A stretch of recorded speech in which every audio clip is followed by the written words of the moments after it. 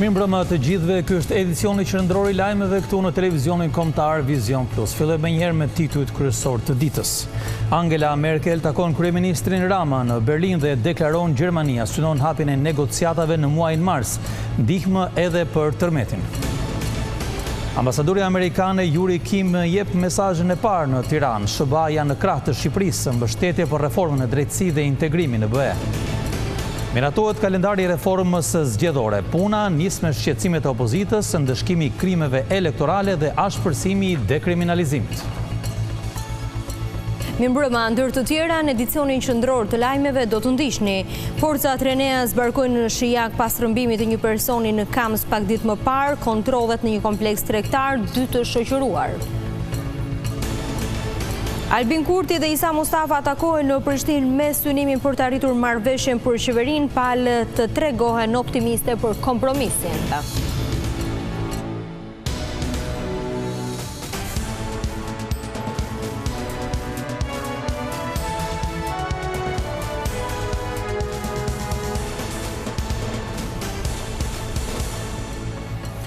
Shohim gjërësisht zhvillimet e ditës së sotme. Kancelaria Angela Merkel deklaroi se Gjermania do të bëjë gjithçka për të hapur negociatat me Shqipërinë në muajin mars.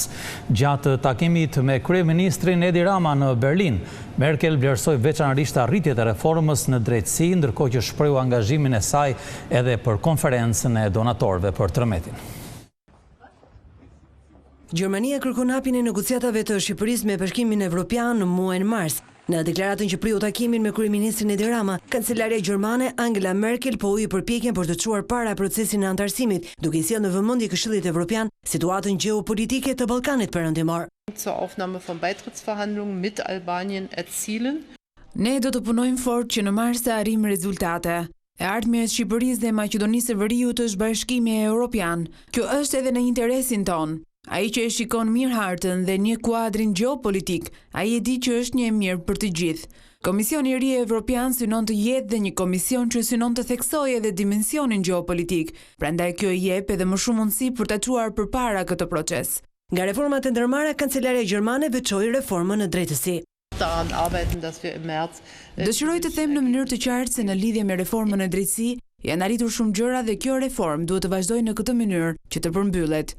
Kjo reformë ka një rëndësi qendrore për të ardhmen në Shqipëri.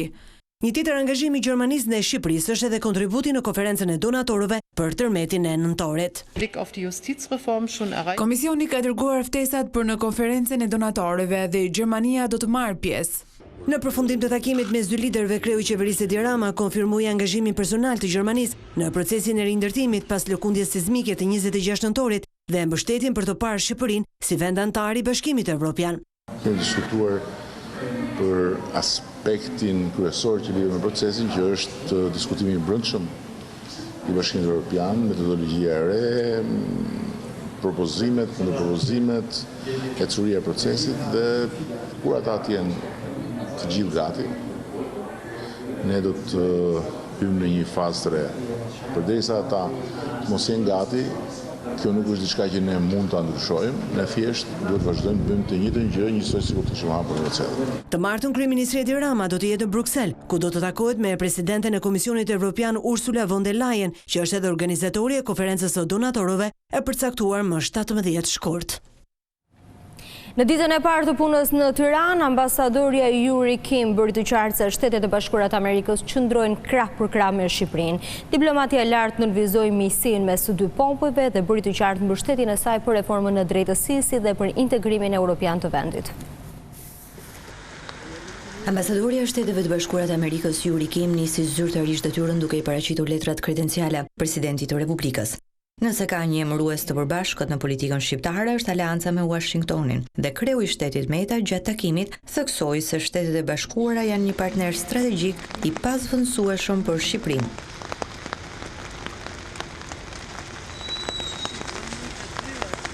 Pas takimit në presidencë, diplomatia amerikane doli para mediave për të vlerësuar marrëdhënien mes dy vendeve tona. Ambasadorja Yuri Kim vendosi të flasë shqip për të theksuar mbështetjen që Shtetet e Bashkuara I kanë dhënë e do të vazhdojnë të japin Shqipërisë. Ne jemi ende me ju krah për krah. Diplomatja e lartë vlerësoi partneritetin me Shqipërinë duke theksuar se ka pak aleat, të cilët kanë qenë më besnik se vendi ynë. Nga ana tjetër, ajo risolli në vëmendje të gjitha momentet kyçe të historisë kur Shtetet e Bashkuara kanë mbrojtur interesat e Shqipërisë. Duke nisur nga viti 1920 e vetoja e presidentit Woodrow Wilson për sovranitetin e Shqipërisë, tek rrëzimi i regjimit komunist e deri tek antarësimi në NATO. Ashtu si qëndrua me ju në vitet 1920, 1991, 1999 dhe 2009, ne qëndrojmë përsëri me ju për të mbështetur të ardhmen tuaj si një vend demokratik i begat në familjen evropiane. Në këtë dalje të parë, ambasadore amerikane bëri të qartë se do të vazhdojë të mbështesë zbatimin e reformës në drejtësi. Ne do të vazhdojmë të mbështesim aspiratën e palëkundur të popullit shqiptar për liri, drejtësi dhe një sistem ku secili respekton të njëjtat rregulla. Pres me kënaqësi të punojmë me udhëheqësit e Shqipërisë, ndërsa ata ndërmarrin hapa të vështirë, por absolutisht të nevojshëm për të zbatuar reformën e drejtësi, për të ndjekur penalisht krimin e organizuar dhe për të larguar korrupsionin nga sistemi shqiptar. Ambasadorja theksoi se do të mbështesë integrimin e Shqipërisë në BE, një çështje që u diskutua edhe gjatë takimin që ajo zhvilloi me ambasadorin e Bashkimit Evropian, Luigi Soreka. Mazhoranca dhe opozita miratuan sot kalendarin e punës për reformën zgjedhore. Në krye të agjendës janë vendosur shqetësimet e opozitës, ndëshkim i ashpër për krimet elektorale dhe ndarje politikës nga krimi. Reforma zgjedhore do të nisë me dy prej shqetësimeve kryesore të opozitës, goditjen e krimit elektoral dhe ndarjen e politikës nga krimi. Përfaqësuesit politik të opozitës dhe parlamentit së bashku me ekspertët kanë miratuar kalendarin e reformës në një mbledhje ku morën pjesë edhe përfaqësues të Bashkimit Evropian si dhe ambasadori britanik në Tiranë Duncan Norman. Në kalendar janë vendosur 13 çështje që përfshin rekomandimet e USB-Odirit, aplikimin e teknologjisë në zgjedhje, votimin e emigrantëve dhe diskutimin për sistemin zgjedhor. Ajo që ka rëndësishme është që dokumenti i sotëm përfshin të gjitha çështjet që kemi ngritur politikisht në Këshillin Politik, ku do të përfshihen çështjet e shitblerjes votës, ndarjes politikës nga krimi, probleme të rënda zgjedhore që ndryshojnë dhe manipulojnë votën e shqiptarëve. Qofse opozita ka pretendime për forcim të legjislacionit penal, ka çështje të tjera të aspektit organizativ apo propozon skema që do të jenë më efikase për të parandaluar shkelje zgjedhore, le të vinë me propozime konkrete dhe ne do t'i shqyrtojmë. Deri në 10 mars, grupi i punës do të mbyllë diskutimin për sistemin, i cili përbën kushtin e deputetëve që kanë marrë mandatet nga listat e Partisë Demokratike e LSI-s. Do ketë, nëse është e nevojshme, edhe ndërhyrje në kushtetut. Kjo është mbledhja e parë e grupit punës dhe ekspertëve pas arritjes së marrëveshjes së 14 janarit dhe shënon zyrtarisht fillimin e reformës zgjedhore.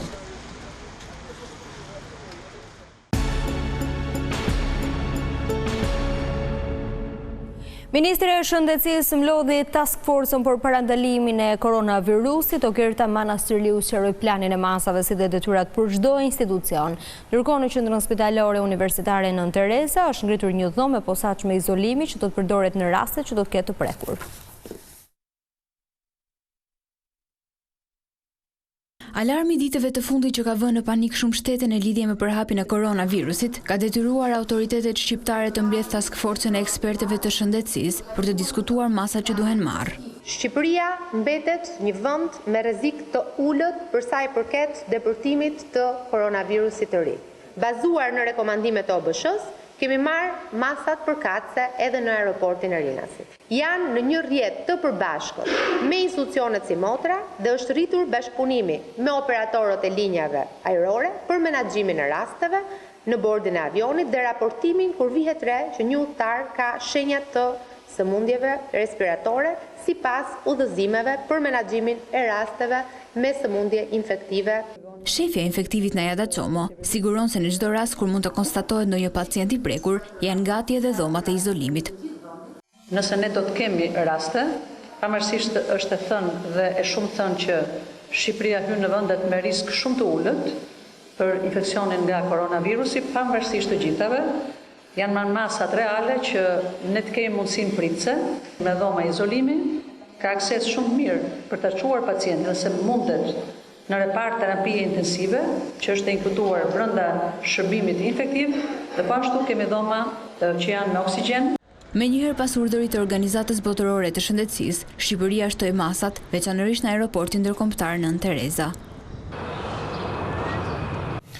Ministria për Europën dhe punët e jashtme i bëri thirrje shtetasve shqiptar që aktualisht ndodhen në Kinë dhe që kanë nevojë për ndihmë, t'i drejtohen ambasadës son në Pekin.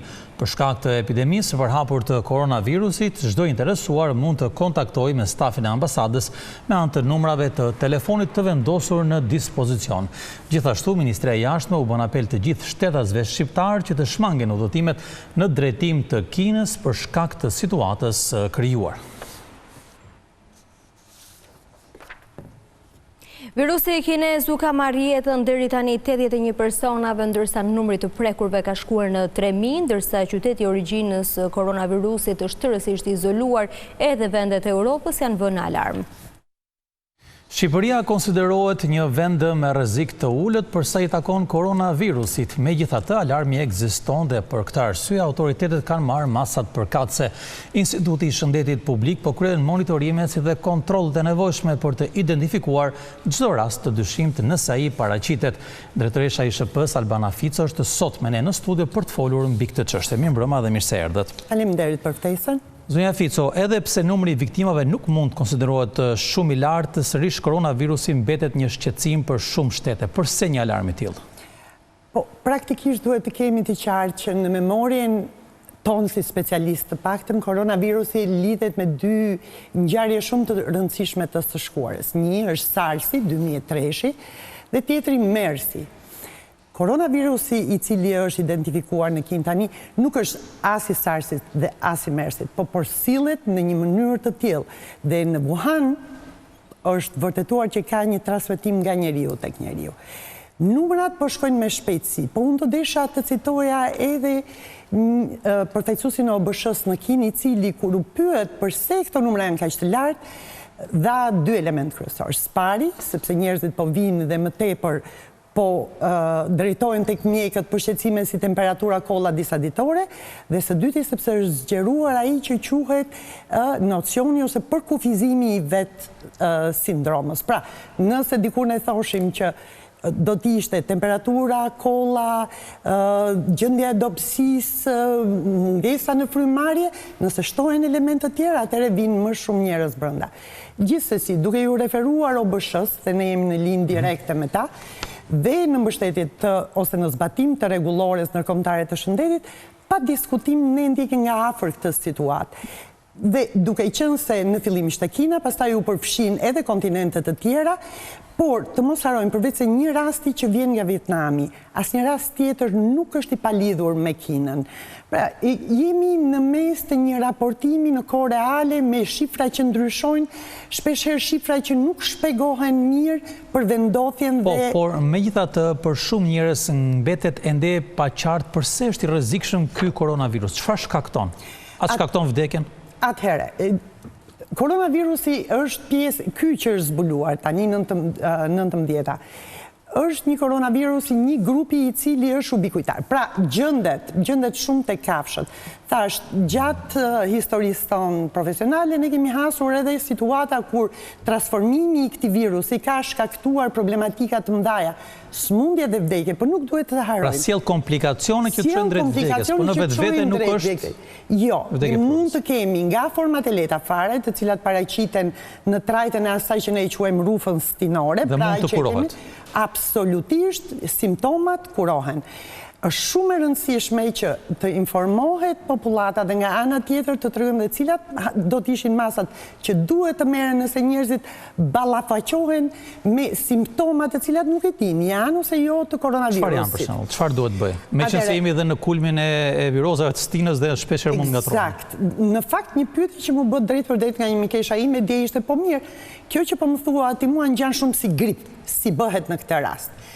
E rëndësishme është që ne ju themi të gjithë personave të cilat kanë problematika, të cilat zgjasin, nuk dominohen, të drejtohen tek personeli mjekësor. Dhe nga ana tjetër, ne duke qenë përpara këtij elementi të ri në fushën e virologjisë, jemi të përgatitur si Instituti i Shëndetit Publik, ashtu edhe spitalet të cilat teorikisht presin njerëz me problematika, për të identifikuar nëse është ose jo një koronavirus. Dhe pse them këtë? Sepse ne sot I kemi ato kapacitete për ta bërë. Instituti I Shëndetit Publik ka një laborator reference që është BSL2+, pra I sigurisë së lartë plus, I cili e detekton genomin e këtij koronavirusi. Ju po flisi për rastet kur zgjasin simptomat, por kur kemi një rast akut respirator, duhet shqetësohen qytetarët? Nuk mund të shqetësohen vetëm për koronavirusin. Marrja e theksuar e frymës, në këtë rast, ajo që quhet insuficienca ose pamjaftueshmëria e frymëmarrjes, është një urgjencë me ose pa koronavirus. Rruga e vetme është drejt spitalit për të vlerësuar nga specialistët. Dhe kalojmë tek pyetja e fundit. është folur për masa që janë marrë nga Ministria e Shëndetësisë dhe nga autoritetet të tjera përfshirë dhe institutin tuaj. Çfarë janë ato konkretisht? Në fakt ka 3 kategori masash do t'i ndaja unë, një e cila I takon Ministrisë së Shëndetësisë primarisht, që ka filluar me një urdhë të ministres dhe sot ne gjithë kemi qenë dëshmitar, në isha dhe pjesë e kësaj mbledhje e task forces për kontrollin e situatës koronavirusit. Pa diskutim Instituti I Shëndetit Publik që në fillim të janarit, kur filluan në sistemin ton të alertit, dhe gjej rastin të them që pak njerëz dinë që në Shqipëri ka një sistem shumë të mirë alerti, që do të thotë ka institucionet të cilat në kohë reale japin informacion dhe marrin informacion. Nëpërmjet këtij sistemi, dalja në dritë e këtij koronavirusi nuk prodhoi gjë tjetër përveç se një mbledhje imediate të komitetit I cili është përgjegjës për zbatimin e rregullores ndërkombëtare. Ne kemi një eksperiencë shumë të mirë në këtë drejtim. Mëtej ajo që ndodhi është që u njoftuan menjëherë portat e hyrjes, kryesisht Nën Tereza, porti I Durrësit, duke vënë dieni Policinë e Shtetit me departamentin e tyre të emigracionit dhe të kufirit, dhe nga ana tjetër ne vlerësuam kapacitetet që ne vetë kemi, pritjen e spitaleve, cilat duhet thënë që janë në një pozicion shumë herë më komod sot se në 2003-2012, sepse kemi dhe logjistikën e duhur për ta pritur. Në Institutin e Shëndetit Publik ne ju kthyem edhe stoku ton të mjeteve mbrojtëse për të parë, për të ilustruar ato siç janë, për të parë datat e tyre. Dhe për qenë gati për çdo rast. Për qenë për çdo rast. Po ajo që unë do desha të përfitoja nga kjo bisedë e shkurtër do të ishte që me shumë përullësi I drejtojmë opinionit publik që për të marrë informacionin e duhur dhe të saktë I drejtohet siteve zyrtare specialistike, Ministria e Shëndetësisë, Instituti I Shëndetit Publik, I adaptojmë në kohë reale dhe jemi të gatshëm të përgjigjemi me të gjitha mënyrat qoftë në median sociale, ashtu edhe në pyetje drejt për drejta. Faleminderit zonja Fico. Faleminderit ju. Ecim tej.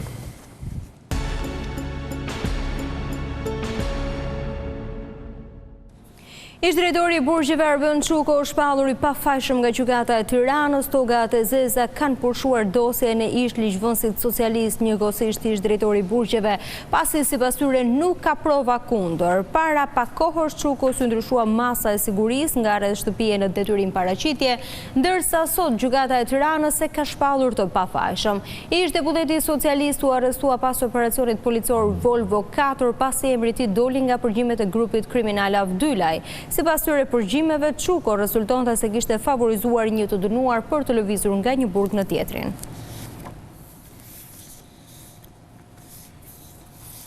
Forcat Renea zbarkuan sot në Shijak duke ushtruar kontrole në një nga komplekset tregtare të njohura të zonës. Policia kishte dyshime se aty mund të ndodhe një person I cili u rrëmbye në Kamës në datën 17 janar. 10 ditë pas rrëmbimit të janë prengës në Kamës, forcat Renea ndërmorën një aksion në qytetin e Shijakut, ku mendohet se ai po mbahet peng. Kontrollet të shumta ushtrinë në kompleksin e vëllezërve Hajri, pasi dyshohet se 49 vjeçari prenga mbahet peng për llogaritë e këtyre të fundit nga persona të tjerë, si pasojë të kaluarës së vëllait të tij në trafikun e drogës. Shkaki I pengmarrjes dyshohet jetë mosdorëzimi një sasie prej rreth 16 kg kokainë. Ndërkohë gjatë kontrolleve të ushtruara, uniformat blu gjetën dhe sekuestruan një armë zjarri, ndërsa u shoqëruan në polici 2 persona, të cilët dyshohet të kenë dieni për ngjarjen. Deri më tani nuk ka asnjë të dhënë konkrete për vendodhjen e saktë të 49 vjeçarit Jan Prenga. Ai u rrëmbye në 17 janar nga 2 persona të maskuar teksa po ecte në këmbë në rrugën a London në Kamës. Autorët u larguan me një automjet të tipit Range Rover me ngjyrë të bardhë, I cili u gjet pak ditë më pas I djegur në rrethinat e Durrësit. 1.500 patenta u hoqën vetëm këtë muaj nga policia rrugore për shkak të shkeljeve të rënda të shoferëve. Ministri i Brendshëm Sandor Leshaj tha se papërgjegjësia e drejtuesve të mjeteve mbetet e lartë e përpasoi kodi rrugor do të ndryshohet për ta shpërsuar ndëshkimet. Megjitha shpërsimin e masave nga policia rrugore, shoferët shqiptar duket se nuk zën mend. Këtë e tregojnë shifrat zyrtare. Vetëm këtë muaj, ende pa u mbyllur janari, ju është hequr patenta 1.500 drejtuesve të automjeteve. Thëndryshe, 57 shofer janë penalizuar çdo ditë. Mos reflektimin e drejtuesve të automjeteve, edhe pse janë shtuar kontrollet, e pranoi edhe vetë Ministri i Brendshëm Sandor Leshaj gjatë inspektimit të një patrulle të lëvizshme me radar në autostradën Tiranë-Durrës. Na shqetëson për faktin se konstatojmë nivel papërgjegjësie të madhe në rrugët e vendit, nga një pjesë e konsiderueshme drejtuesish. Gjë rastin sot i ftoi të gjithë dhe do bëj thirrje që të tregohen të përgjegjshëm dhe të kujdesshëm për arsye se shpejtësia është një ndër burimet kryesore të aksidenteve në rrugë. Në këto kushte Ministria e Brendshme është e vendosur të çojë deri në fund nismën e saj për të ashpërsuar dhe më tej masat ndëshkuese përmes ndryshimeve në kodin rrugor. Do të ndërhyjmë në legjislacion në kodin rrugor duke ashpërsuar masat ndaj atyre që shkelin rregullat e qarkullimit, kryesisht atyre që abuzojnë me celularin, atyre që abuzojnë me pijet alkolike, atyre që abuzojnë me të drejtën e përparësisë në rrugë dhe atyre që nuk kujdesen për fëmijët. Amendamentet e kodit ndodhen në fazën e konsultimit, por asnjë mas nuk mund të ketë efektin e duhur nëse vetë qytetarët nuk reflektojnë. Kërkohet bashkëpunimi i madh i qytetarëve, të cilët duhet të shtojnë komunikimin me policinë e shtetit, të komunikojnë dhe të raportojnë në rastet e shkeleve në qarkullim rrugor, për arsye se çdo telefonat dhe çdo bashkëpunim me policinë e shtetit përkthehet në jetë të shpëtuara qytetarë shqiptarë. 2020 është shpallur nga Ministria e Brendshme si viti i sigurisë rrugore për të ulur numrin e lartë të aksidenteve. Disa familje të prekura nga tërmeti 26 nëntorit, pallati i të cilave u shemb, protestuan sot në Durrës. Banorët akuzuan bashkinë dhe pushtetin qendror se i kanë braktisur, duke thënë se askush nuk po kujtohet për fatin e tyre. Banorët e një pallati 10 katësh në lagjen 13 të qytetit bregdetar të Durrësit, i shpallur i pabanueshëm nga tërmeti 26 nëntorit, kanë protestuar këtë të hënë. Kur kanë kaluar 2 muaj nga lëkundit e forta, banorët ankohen se nuk kanë marrë asnjë ndihmë nga autoritetet dhe se janë lënë në harres. E ka bloku, ka bë pafmingo, edhe usun hym hava lukun se ma ka thënë në hyrje në shtëpi. Atë do t'ja thuj me zor, o do mërë policinë t'ja thuj. Uji në rrjedh nga lartë, bosët papafingut i kanë në rregull, dhe s'do të dim për neve. Ne duam nga ky shtet që është i banueshëm pallati, apo thesh, ja po do vim si ka ardhur rënda, ja po do vim si ka ardhur rënda. Ata shtojnë se janë detyruar që të jetojnë në pallatin e dëmtuar, pasi janë nxjerrë nga hotelet dhe se nuk e kanë marrë akoma bonusin. Na çu në hotel, hoteli na përzuri me shkelma. U detyruj me këthy prapë shtëpi, se s'na japin shtëpi me qera. Ja, absolutisht, asë gjë, absolutisht. 15 vjetë këtu, thot që t'ja bonus qeraje. Mu ka shkatru lokali, më ka shkatru shtëpia. Lokali poshtë. A nuk e di unë qa do bëjmë tash. Për protestën reagoi edhe Bashkia e Durrësit, e cila pohoi se ata janë larguar nga hotelet pasi u shmiratuar bonusi, ndonse nuk kanë marrë akoma lekët. Sa i takon pallatit e autoritetet vendore, bëjmë dije se ai do t'i nënshtrohet një ekspertizë të thelluar me qëllim identifikimi nëse është i banueshëm apo jo. Tërmeti 26 nëntorit u ndjen 9 ballë në epiqendër dhe 7 ballë në kryeqytet. Ky është përfundimi i Institutit të Gjeoshkencave, i cili ka bërë matjet sipas shkallës europiane. Sismologët thonë se deri tani janë regjistruar 2705 goditje, ku e fundit ishte mëngjesin e kësaj të hëne me magnitudë 3.6 të shkallës Richter. 2 muaj nga tërmeti shkatërrimtar i 26 nëntorit, Instituti i Gjeoshkencave nxjerr studimin e plot për matjen e intensitetit të goditjes sipas shkallës europiane me ball. Sismologu Recep Koçi shpjegon se tërmeti me magnitudë 6.4 Richter u ndje 9 ball në zonën e Hamallajt deri në pjesën lindore të Bubqit, 8 ball në Durrës dhe 7 ball në kryeqytet. E vlerësuar me ball, i cili është një vlerësim makrosismik, është vlerësuar në epiqendër me 9 të shkallës Mercalli më së 24, cila përfshin zonën me fshatave që ndodhen rreth Hamallajt edhe deri në pjesën lindore të Bubqit atë në afërsi të zonës së lagunës Patokut, qyteti i Durrësit, cili bën pjesë në zonën me intensitet 8 ball. Specialisti i Institutit të Gjeoshkencave konfirmon se deri tani janë regjistruar mbi 2700 lëkundje dhe e fundit me magnitudë 3.6 të shkallës Richter ishte mëngjesin e të hënës. Janë regjistruar mbi 2700 ngjarje, nga të cilët 715 janë lokalizuar, të tjerat janë identifikuar, por që nuk mund të lokalizohen për efekt të magnitudës vogël që kanë. Është gjeneruar sot me orë lokale në 3:20, cila është vlerësuar me magnitudë 3.6, e lokalizuar në afërsitë të fshatit Bupq, që është në këtë zonë që thash primare për sa i përket masisë tërmetit e vlerësuar me intensitet. Sismologët sigurojnë se situata po shkon drejt normalizimit, pavarësisht se lëkundjet që janë pas goditjet e tërmetit të madh do të vijojnë. Gjykata e Tiranës ka dënuar me 1 vit burg shtetasin turk Selami Shimshek, i ndaluar nga policia shqiptare në Rinas pasi tentoi të kalonte kufirin drejt Kanadas me një vizë të falsifikuar. Vendimi është dhënë nga gjyqtari Ahmet Metalia, i cili shpalli fajtor 40 vjeçarin për falsifikim të vizave, duke e dënuar fillimisht me 18 muaj burg, por pas pranimit të kërkesës për gjykim të shkurtuar, e në këto kushte dënimi i tij ulet në 1 vit burg. Shimshek në dëshminë e tij ka thënë se ka paguar afro 5.000 euro për falsifikimin e vizës, ndërsa pasaporta turke ishte e rregullt. Shimshek kërkohet nga shteti turk si mbështetës i lëvizjes së klerikut Fethullah Gülen, por ai ka kërkuar azil në vendin tonë.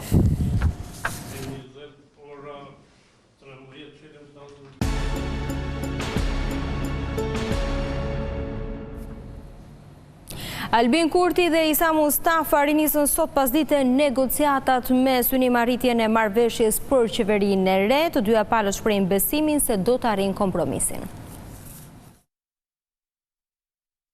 Prej 7 ditësh tashmë, Albin Kurti është mandatuar zyrtarisht nga kreu i shtetit si kryeministri i ri i Kosovës dhe i është dhënë afat deri më datë 4 shkurt për formimin e qeverisë.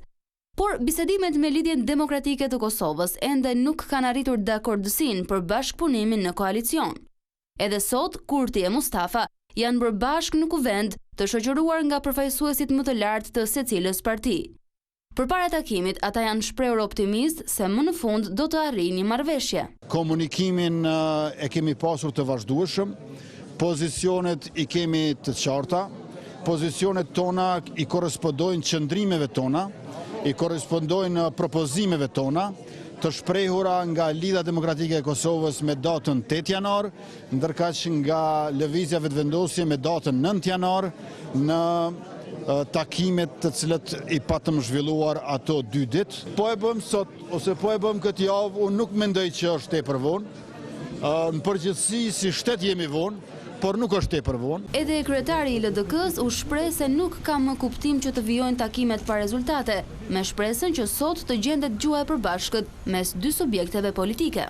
Për ata po shkojmë ne jemi të vullnetshëm të përfundojmë marrëveshjen, jo që procedojmë edhe më tutje.